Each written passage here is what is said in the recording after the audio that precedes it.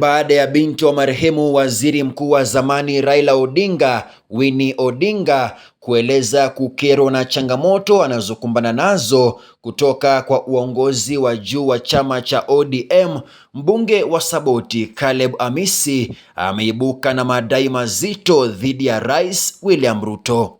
Mimi mmenichagua kwa chama ya ODM. Na tuliingia kwa chama ya ODM kwa sababu ya mtu anaitwa Raila Odinga.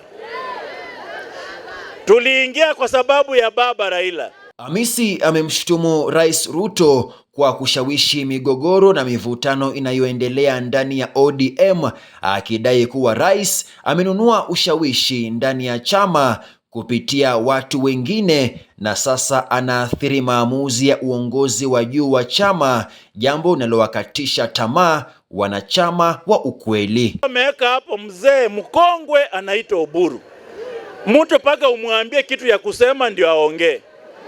Ukimuleta hapa akiona watu wanafikiria ni maji. Mbunge huyo amesema baadhi ya viongozi wa juu wa ODM wakiongozwa na kiongozi wa chama Oburu Odinga wamenunuliwa na serikali ili kuwanyamazisha na kuwafukuza wanachama wanaopinga serikali jumuishi na kile alichokitaja kuwa uongozi mbaya nchini. Wameuzia William Ruto. Sawa sawa. Alafu wameweka hapo mzee mkongwe anaitwa Oburu. Mtu paka umwambie kitu ya kusema ndio aongee. Ukimuleta hapa akiona watu wanafikiria ni maji. Amisi amemtetea Winnie Odinga akisema anakumbana na upinzani mkubwa ndani ya chama baada ya kifo cha babake Raila Odinga, huku akiongeza kuwa mwelekeo mpya wa kisiasa unaanza kujitokeza nchini. Na wakiendelea sana, hata sisi tutaunda chama, nyinyi wote muingie. Muko tayari?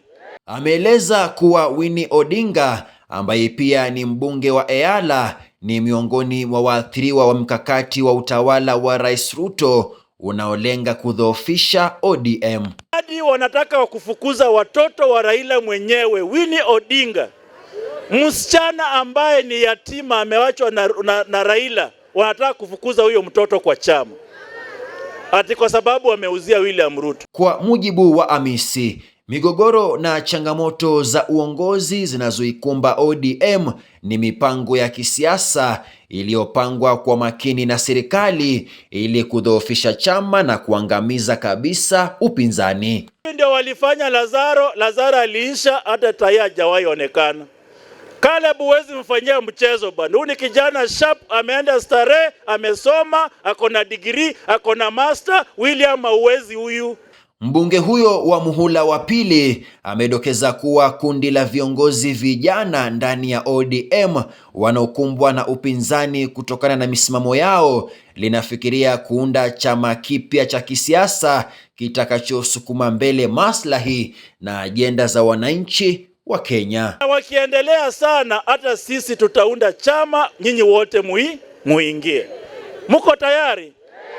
Wangapi wako tayari tukiunda chama waingie? Majibu Kisao, CMN.